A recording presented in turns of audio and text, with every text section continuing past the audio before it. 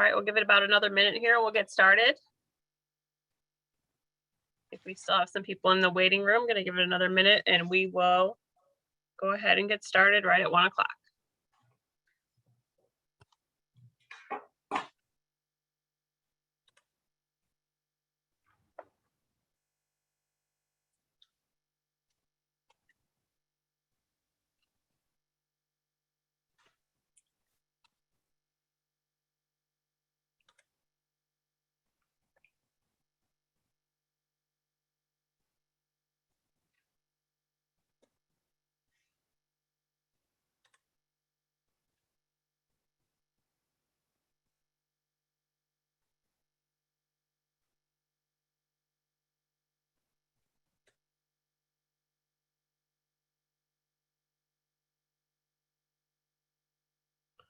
All right, thank you for joining us today. I guess we'll go ahead and get started. It is 1 o'clock.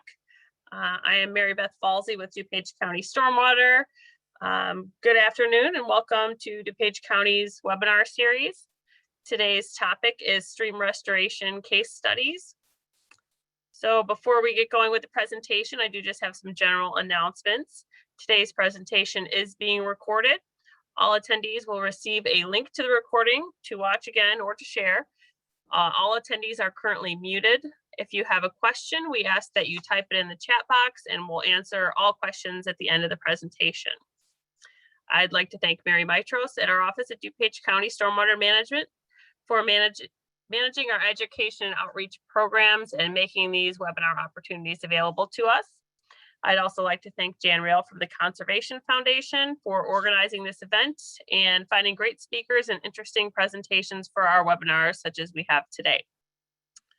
Hopefully everyone had a chance to get outside this week or at least crack the windows and enjoy some fresh air after this past winter, which seemed to be condensed entirely into the month of February. I read somewhere that this February was the snowiest since 1928. So it's certainly welcoming to have some nice weather this week. As I mentioned, today's webinar is entitled Stream Restoration Case Studies. We have Tatiana Papakos from Michael Baker International speaking today. Tatiana is a professional engineer with many years experience in water resources. She specializes in hydrologic and hydraulic modeling, drainage design and hydraulic studies, floodplain analysis, watershed studies, stormwater master planning and permitting, best management practices, and low impact development design, TMDL development, and water quality assessments. She's managed the design of several ecosystem restoration projects for the City of Chicago, MWRD, Corps of Engineers, Chicago District, and IDNR. Ms. Papakos is originally from Columbia. She earned a Bachelor's of Science in Civil Engineering from National University of Columbia and a Master's of Science in Civil Engineering from the University of South Florida. She is currently working for Michael Baker International and is registered as a professional engineer in the states of Illinois, Florida, Michigan, and Indiana. She's actively involved and held leadership positions in several professional organizations, including the American Society of Civil Engineers, the Society of American Military Engineers, and the Society of Hispanic Professional Engineers. Ms. Papakos has also been active in teaching and has published several technical papers. She enjoys sports and outdoor activities in her free time. So with that, I will hand it over. Thank you very much. Let me share my screen. Can you all see my screen? Okay.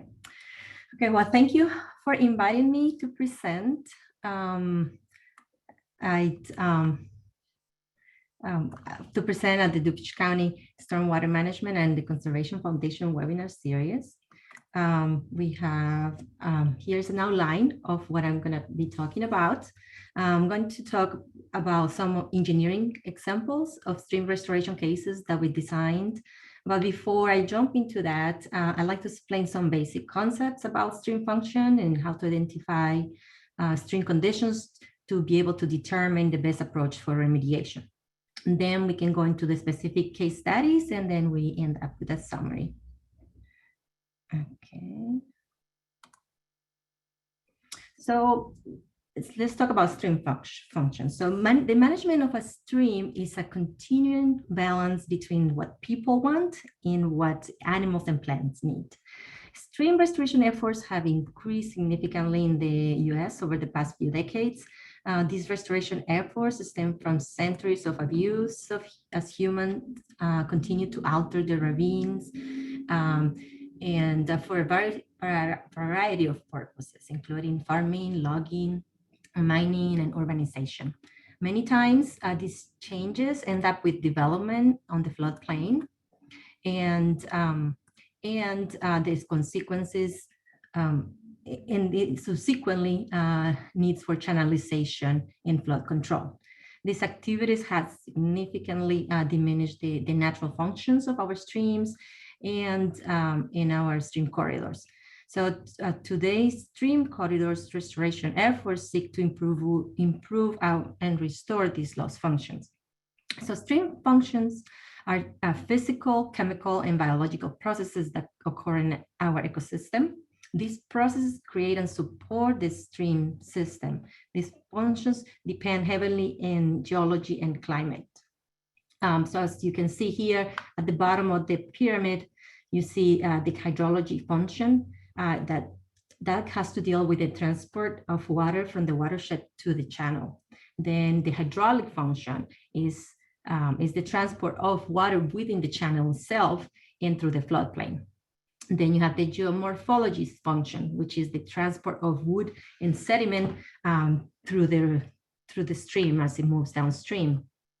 You also have the physiochemical function, which it has to deal with the temperature and oxygen regulations. And then we have the biology function, which is what brings biodiversity in aquatic life to the streams. So when any of these stream functions gets altered or is modified, the stream starts to change. These stream changes have been categorized into what Chomsky and others call channel evolution model. So in this example, we can see how the channel morphs. In this process occurs over time. The channel evolution model is a powerful tool for understanding the dynamics of the stream disturbance and the recovery processes. The methods describe the movement of the channel disturbance through a channel reach and the consequent evolution of the channel over time and space. This provides an evaluation of the longitudinal response in restoration potential. So as you can see in this figure, the channel evolves from the initial stage, in stage 1, and then where the channel is stable, then goes to stage 2, where there is incision in the stream. Then it widens, and then it goes into what they call stage 3. And then the position and stabilization occurs in stage 4. And then again, it goes back to a stable state. So stage 2 and 3 are basically the two stages where the stream is in the most challenging stages of changing. And that's when you have the more potential to restore the stream. So here we can see how the channel convey water through the what we call the active channel. So in here you can see the full floodplain, and then you see the bankful channel, which is what we call the active channel. The bankful channel width is the stream width of the bankful discharge, or the flow discharge that forms and controls and the shape and size of the active channel. The bankful discharge is the flow rate at which the stream begins to move on its active floodplain. And if there is one present, there's some streams that don't have a floodplain. They're being channelized, and the main channel itself is the bankful channel. The bankful discharge is on average, the bankful discharge occurs every 1.5 to 2 years, depending of the local stream channel and the weather conditions. But this figure shows the relationship between base flow, which is basically at the bottom of the channel. Oops. The base flow, which is basically the low flows when the channel is not on the flooding conditions. Then you have the bankful flow and then the floodplain. So the bankful width is determined by locating and what's important, the bankful width is what we look at when we do restoration projects. So that flow, the bankful width is determined by locating the first flat depositional surface occurring above the bed of the stream.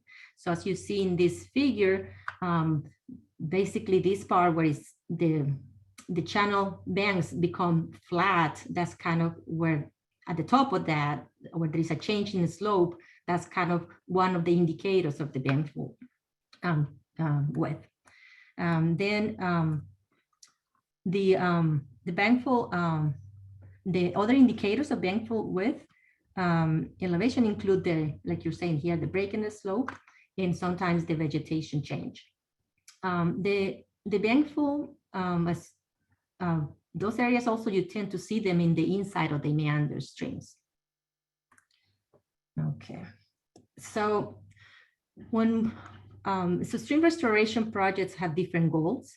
They may include controlling floods or sediment sources, improving stormwater drainage and stabilizing banks, and improving fish habitat or restoring the ecological functions and processes of a stream and its floodplain.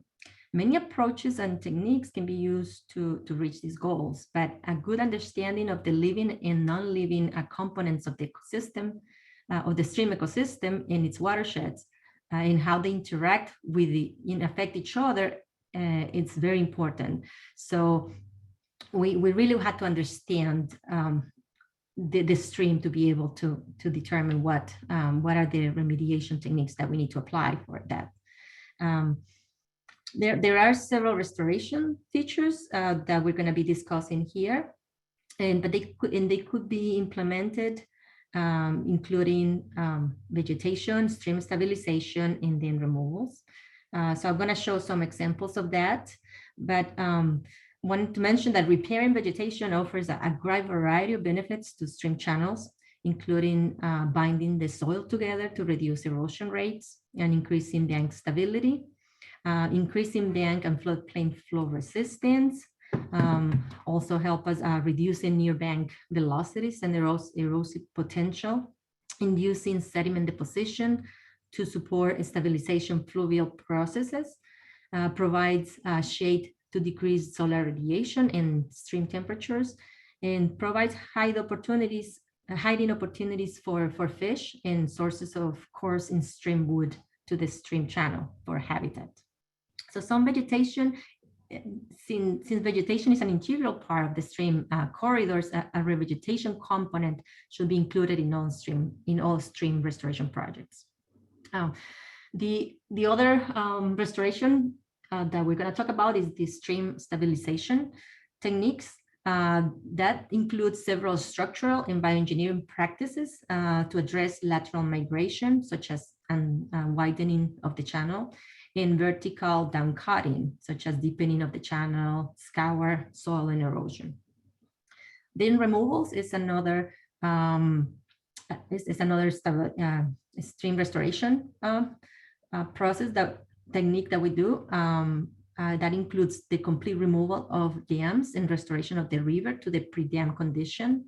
Most of those dams are low, at least the ones that we have worked with are low head dams that were built for industrial purposes, such as the milling industry, or that were constructed to provide water supply, but most of them are no longer needed, so they can be removed and the river can be restored. So if we talk a little bit more about some specific stream stabilization practice, so I have listed here, separated into 4 categories. We had the bank and toe protection practice does include cedar tree revetments, root wall revetments, stack stone, boulder revetments. So here I'm showing us an example of one of those toe protection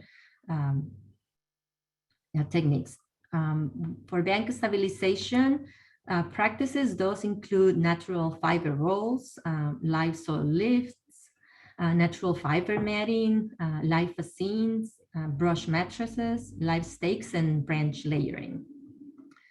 Grade control structures could be rock cross veins, basically all the different types of veins, like rock cross veins, rock weirs, vortex weirs, step pools, J-hooks, logs.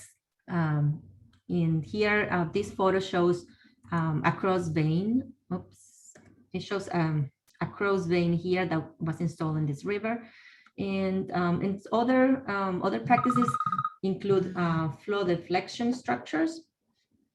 And the flow deflection structures are actually the J-hook is one of those flow deflection structures, and that's what is shown in this photo in here. So let's start with some of the specific cases that we have designed. This one is called the Midlothian Creek. So this is a stream restoration project located in Tinley Park. It drains to the Little Calumet River watershed, and it has a drainage area of less than 8 square miles. The segment of the stream that we're restoring is 500 linear feet of the creek. So it's kind of showing here in the project limits. And the issues with these, the main issues with this river is it was causing instability of the slopes. And you can see in the south bank, there is several development buildings that there are condominiums that are very close to the top of the bank that were facing a risk with the severe erosion in the slope. And so this project, we work with MWRD. And MWRD established the detailed watershed plans. In that stated that structures within 30 feet of active erosion caused by streams should be considered as an imminent risk of damage. So this project was recommended in the detailed watershed plan to pursue for stream restoration. So because it met the criterion, so we move forward with it, with the design. For this project, we use a natural channel design for the design of the slope remediation restoration measures. And then this project, the natural channel design seeks to restore the appropriate stream type for a given valley type and improve the hydrology, geomorphology, and aquatic function of the stream. So here are some photos of what the stream looks like. You can see there these photos. We did the stream assessment back in 2011, and then this shows. So those photos were taken back then, and it shows a lot of debris in the stream, and you can see some of the banks here without vegetation. In this photo on the top right, you can. In the top right, you can see the undercutting in the exposed storm sewer. On the bottom left, you can see some of the erosion in the slopes, and some of them they had already installed some riprap to try to protect protect it from further erosion. And here in the bottom right, we see that a pipe that basically the end section it came off from the slope due to erosion around the banks, and is washing off some of the structure and inlets that were at the top. And you can see that inlet down there that washed it off. It was located upstream at the top of the bank. This slide shows some of the drawings, and part of the drawings for the proposed restoration. You can see in here, so the flow goes to the right, the water flows to the right, and you can see as it curves here, this area, this bank on the south part was heavily eroded. So we are proposing some soil lifts on that area. We also have at the toe of the slope, we have the veins. There's three veins that are spaced out about 30 feet, and there's the scour pools that are in the middle. So they're trying to move the flow away from the slope. And then you have the cross veins down in the straight segment, trying to divert the flow to the middle of the stream. So this in the profile, you can see the scour pools where each of these in-stream techniques were designed. So these are just more cross sections of what the soil lifts look like on the slope. And you can see we even have slopes less than 2:1 slope. And that's where we're using the soil lifts, and then we're doing the rock toes at the bottom. So here's a little bit more detail of what the soil lift looks like, how they call also Geo Lifts. They're soil lifts wrapped in erosion control matting and planted with live branch cuttings. They can be stacked atop one another, as you can see in there.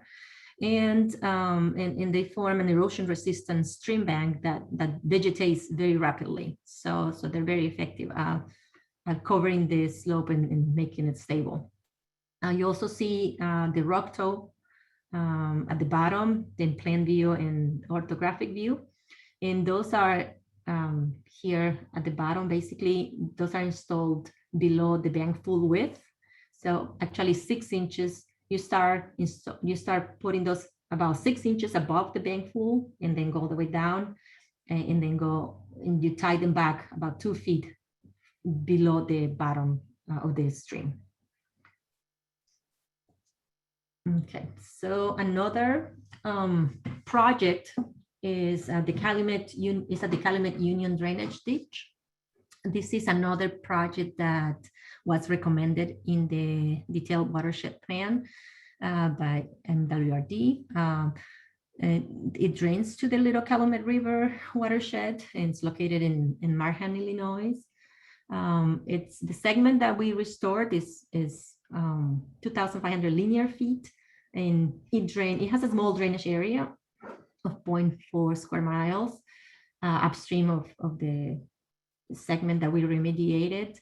But then it has two issues, the goal for this project, for this stream restoration project, was to not only provide bank stability, but also eliminate flooding or reduce flooding. Here, the remediation, the limits on the left are near Pulaski, and around here in the middle of the stream, it's Hamlin Road. So between Pulaski and Hamlin Road, there was a lot of bank instability. So most of the feature of the stream restoration focus on that. But east of Hamlin Road, between Hamlin Road and Central Road, that segment of the street is, besides having bank stability issues, also had a lot of flooding issues. So there's some photos of the Calumet Union drainage ditch, what we call it CAD. So you can see there's some sedimentation, and then undercutting here. You can see the tree roots are kind of hanging in the air. So a lot of the undermining of the banks. There are also some debris in the bottom right photo. That's the area that is very prone to flooding. And so you can see there's even though they look vegetated at the top, there's a lot of undercutting on the bottom. This is one a segment of the stream is just west of Hamlin. of Hamlin Avenue, and shows some of the techniques that we applied to restore this segment of the stream. So we have benching. You can see the benching here on this top area. We have also soil lifts on the bottom, and we have a J-hook also there trying to divert the water away from the bank. Then we have veins, rock veins, and cross veins. For this project, we also replacing the culverts. They were undersized, so to help with flooding, there were 3 culvert replacements along that segment. So you can see one of the culverts here on profile. Oops. Here in profile, it's an 8x5 foot culvert. And there was another culvert on both ends. Basically, there are 3 in total that are going to be replaced. You can see in the profile again, wherever we have this in stream structures, we do have the scour pools. So there tend to be, for this project, they were about 2 feet deep, the scour pools, and we're going to see probably that more in detail here. So here's the scour pool. So this is the J-hook at the top left. This kind of like a sketch of what the J-hook looks like. And it's an upstream pointing line of rock that originates on one bank and terminates somewhere in the middle of the stream. So the most upstream portion of the structure bends back on itself like a J. That's why you see have this shape there, and carving into the middle of the channel. This bent portion serves to concentrate the flow and scour out the pool, while the length closer to the shore here deflects the flow away from the bank. So where a cross vein, so that's for the what the purpose of the J hook is, to divert the water away from the bank and focus it to the center of the stream. It's similar to what the cross vein does. However, the cross veins are usually located, like the one in the bottom, are usually located on both sides of the streams. The J hook is only located on one side of the stream. So that's for the J hooks. Now the wing deflectors. So you can install this as one single deflector, or you can do it as double deflectors. Single wing deflectors are triangular structures that stand out from the stream bank into the middle of the stream, with the widest portion along the bank and the point in the point extending into the channel. The purpose is to change or deflect the direction of stream flow, either to narrow or deepen the base flow channel, or to change the sinuosity of the channel. Wing deflectors can consist of mainly entirely rock, or they could be built or filled with log frames. And most of the applications are usually rock. For this application, we did just pure rock and boulders. We also use the double wing infiltrator in this project. When two wing deflectors are placed opposite to each other, they serve to narrow and constrict the flow of water. The double wing deflector also creates an area that increases velocities between them and enhances the ripple effect. So it kind of simulates a ripple effect here that creates an area of scour and it creates pool habitat downstream of the structure. So that was important for this project. Another project is the Hempshark Creek. This is a project where the stream, it has a drainage area of about 5.6 square miles. It's located in Kane County. It has we restore about 220 linear feet of the creek. And the main issues here is sedimentation. It's heavy sedimentation at the upstream end and then through the culvert. This is a double cell culvert. 10 by 20 double cell culvert. The flow goes to the northwest, and there's so much sediment that it completely blocked one of the cells, and water is just flowing through one of the cells on the left. The other one is completely blocked, and there's about 3 or 4 feet of sediment on it. So that forced, basically, all the sediment forced the stream to flow through this narrow and much narrower channel on this side of the bank. And you can see a little bit darker on this side here. And that area also has caused scour by the sheet pile. So there's a lot of scour in here, a scour hole that was caused by that. And then some more sediment is also being deposited here as it curves in to drain to the north, to the left, to the east, to the west. Okay, so these are some photos of the culverts. So you can see there how the one top left is all the sediment upstream that's looking north. And you can see the stream how flows just on the left. The photo on the right is also taken at the downstream end. So one of the cells that's just how the sediment is blocking one of the cells, and the other in the flow just confined to the other cell. In the bottom ones, those are shots looking upstream. The one on the left was taken in 2017. The bottom on the right was taken in 2020. So you can see the difference. Back then in 2017, you still have flow on both sides. Now it's only on one side. So for this project, we are removing all the sediment from the channel bottom, and then we are installing riprap to cover the scour holes. You can see the cross section of the scour hole here, and then the sediment that's going to be removed on the right.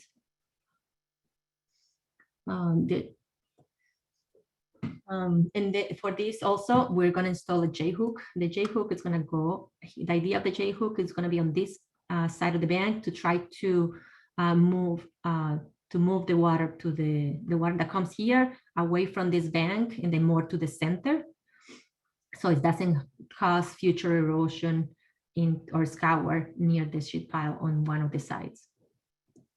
So what are J-hooks? J-hook veins, a J-hook veins as upstream pointing line of rocks that originates. I think I actually already described this one, but this one shows the detail of what the boulder size that we used.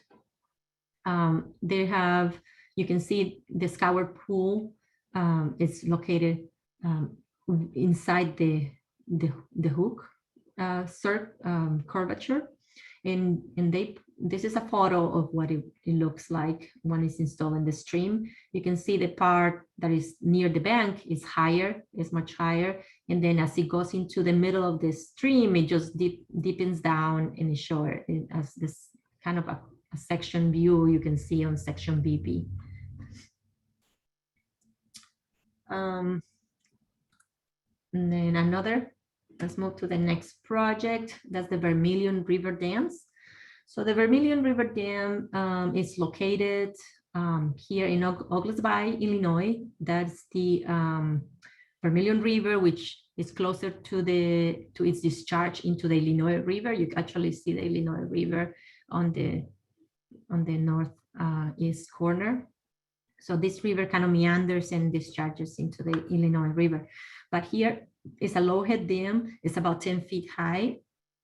And this dam was installed to provide a water source for the plant. There's a cement plant, an old cement plant that's located on the north bank. That cement plant is being demolished. It's not in operation anymore. You can see here part of the plant, the parking lots. There was a pump station out here that used to take the water from the river and use it in the plant. Now that is all, it's still there, but it's not functioning. The dam is going to be removed to restore this river to its natural pre-dam condition. This river is used for recreation, and people, the dam has been bridged. It was bridged many years ago. So people can still go there through it, but it has caused a lot of accidents. It's a hazard because there's a lot of boulders out here, and it just focused the people that go in the kayaks to go on the south side of the dam, which is where the boulders are. So it's dangerous. This project is with IDNR. So we are doing the dam removal design for them. And here is the dam. There is a bluff on the south bank. So we're building an access to get to the dam. We need to build an access road along the south bank because that's the only way you can get to it. On the north bank is a huge retaining wall. It's about 35 feet tall retaining wall where the plant is located at. During the design, there were some, so we look at different alternatives to remove the dam. And one was taking a crane from that cement plant to remove the dam. But the dam, it's very old and very, it's not very safe. So it was a risk that they did not want to take. So that's why it was decided to go through the south bank. But then again, you have a big bluff that you have to go through. So there's going to be a lot of soil grading around here, and to be able to build an access road to get to the dam and remove it. So here are some of the drawings that show the contours. On the north end is the retaining wall. On the south here, you can see a little bit of the bluff. You can see where these contours kind of narrow down. That's where the bluff is. And this kind of shows a little bit of how the river is going to restore once the dam is removed. There's also in the downstream side of the dam, there were concrete blocks, 2x3 concrete blocks, like about 200 concrete blocks that were installed to fill out the scour hole. Those are going to be removed. The dam is a concrete dam, so that's going to be removed. And you can see here on profile on the bottom right what the profile will be after the dam is removed for the creek and for the river. And then you can see this shows also on the bottom left, shows the concrete blocks that will be removed as well.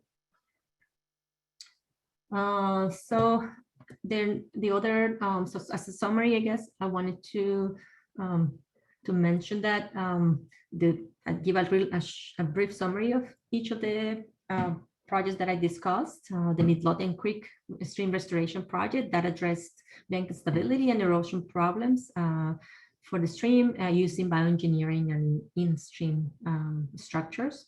The Calumet Uni drainage ditch stream restoration project addressed bank stability and flooding problems, and you also use bioengineering and in-stream structures.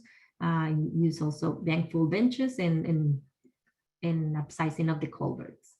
The Hempshark Creek restoration project addressed bank deposition and scour using riprap countermeasures and in-stream structures. And the Vermilion River Dam Removal Project is going to help return the river to its natural state. And with that, I'd like to conclude my presentation. Thank you very much, and open it up for questions. All right, great. Thank you, Tatiana. Great presentation, very informative. We do have a couple questions in already, and if anyone else has questions, feel free to type them in the chat box. The first question we have here, do the restored segments require any regular maintenance? Yes, they do. So most of these projects have a 3-year monitoring and maintenance period.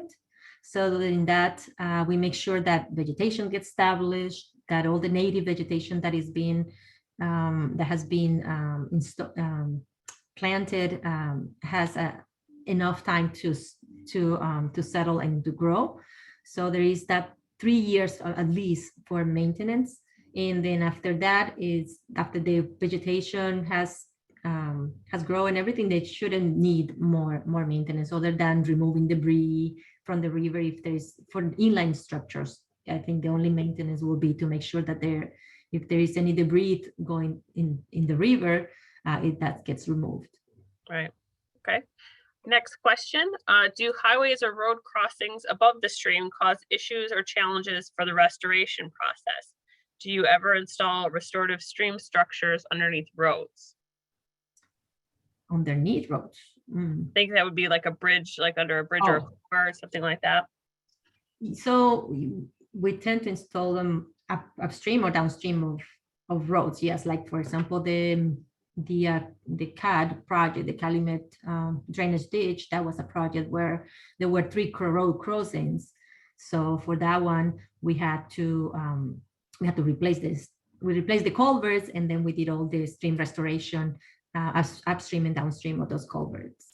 The other project, the last project, not the last one, but one of the projects that I discussed on the Hempshark Creek, that's another project where the scour was impacting the culvert, the bridge structure itself. So that stream restoration was done to help to protect, I guess, the wing walls from that culvert crossing, to make sure that that scour hole is not going to cause more problems in the future. Sure. Okay, and then we have one final question here. Are you able to share the approximate cost of the projects and how they were funded? Okay, so it is different for each project. For the MWRD projects, that the Midlothian Creek and the CUT projects, the construction cost for those, I guess for the Midlothian Creek, I think it was around $1.5 million. The CUT project, I cannot remember what that cost. Actually, that one is currently under bid. So, but then we have the other project, the one on the Hempshark Creek. I think that's under $500,000. And the dam removal project, the construction cost for that one is almost 3 million. I think it's 1.8, it's 2.8 million or something like that. Okay. And then another question has come in. How do you ensure that you regain the stream's periodic connection to the floodplain and associated ecological functionality when constructing restoration by removing a dam? Okay, I'm sorry, can you repeat that? Yeah, there's a lot there. Yeah, there's a lot there. So how do you ensure that you regain the stream's connection to the floodplain and the associated ecology that's associated with a floodplain connection when removing a dam? So a lot of things you have to, the studies that are done before removing the dam. So one is taking a lot of samples with the sediment. I think one main concern when you remove a dam that you're gonna cause potential problems is from the sediment that is retained behind the dam. You don't want to flush out all that sediment and then damage all the ecosystem downstream. So there's a lot of geotechnical work done in environmental chemical analysis to determine whether the soil is going to be move downstream, or whether the type of soil that is in the stream bed, is going to stay in place if based on the river velocities. Then the chemical analysis is conducted to determine that there's no contamination in the sediment if it gets carried down farther downstream. Also, during this analysis, it could be determined that the sediment has to be removed, so it doesn't cause any problems downstream as prior to the removal of the dam. So I think all these all these chemical and geotechnical analysis are done to make sure that when you remove the dam, the stream is going to get back to its natural condition, and you're not going to cause any impacts downstream. Great. Well, I think that is all the questions that we have for now. If there's any last minute, feel free to type those in. I think we do have a couple minutes still. But I would like to thank Tatiana for the great presentation today. I hope you all enjoyed it. I certainly did. I think there was a lot of good information that we can put in our toolbox and use on future stream bank projects. I'd like to thank you all for joining us for today's webinar. We encourage you to join us at our next upcoming webinar. It is on Thursday, April 8th at 1 p.m. and we will have lessons from the Red Oak Garden at that webinar on April 8th. So again, thank you to Tatiana for your presentation, and thank you all for attending, and enjoy the rest of your afternoon. Thank you.